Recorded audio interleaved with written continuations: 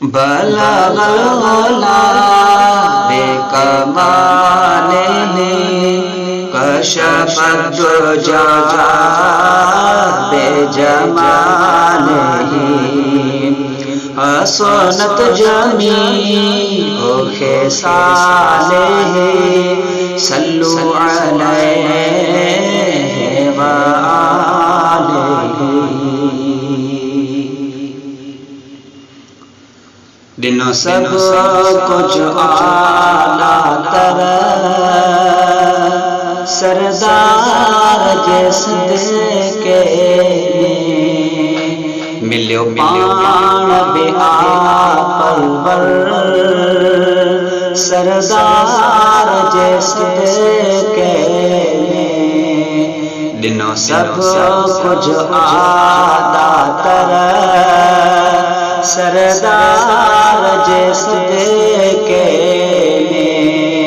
मिलो पान बे आपल सरदार जिसके महबूब मिलो माँ प्यों बे मिलो मिसरों बे मिलो माँ क्यों बे मिलो महबूब मिलो माँ प्यों बे मिलो मिसरों बे मिलो माँ क्यों बे मिलो मिसरों बे मिलो माँ क्यों बे मिलो मिला ज़मज़म कौसर सरदार जिसके में दिनों सब कुछ आला तर सरदार जिसके में मिलो पान बे आपल सरदार जिसके में को सुबहानल्लाह जिन्हें अभला रोबे तुका आपाकुम को सुबहानल्लाह जिन्हें अभला रोबे तुका जिन्हें अभला रोबे तुका जो मदीनो शहर सरदार जिसके में दिनों सब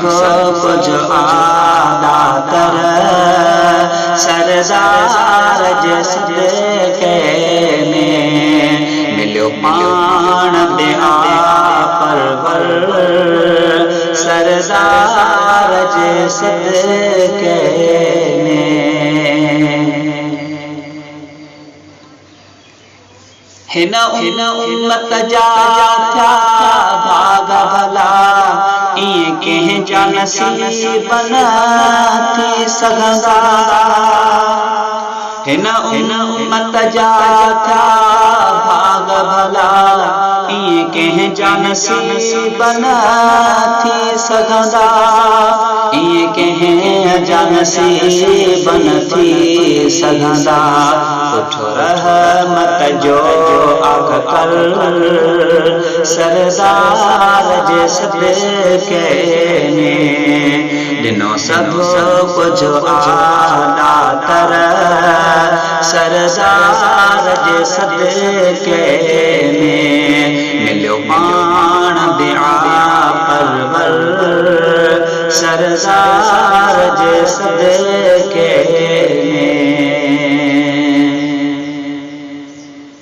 जेकी पंहिंजो पाण पचाए विया महबूब सां निहारो लाए विया जेकी पंहिंजो पाण पचाए विया महबूब सां निहारो लाए विया महबूब सां निहारो लाए विया सिकंदर के कलंदर सरदार जिसके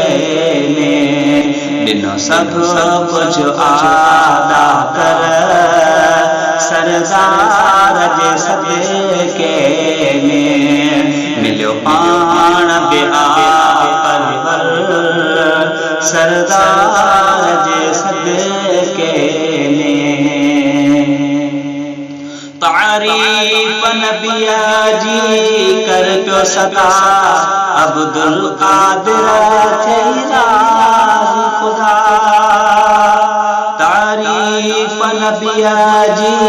कर पियो सदा अब्दुल कादिर थिए राज़ी खुदा अब्दुल कादिर थिए राज़ी खुदा कयो कुर्ब अथई कादिर सरदार जे सदके में ॾिनो सभु कुझु आदा कर सरदार जे सदके में मिलियो पाण बेआ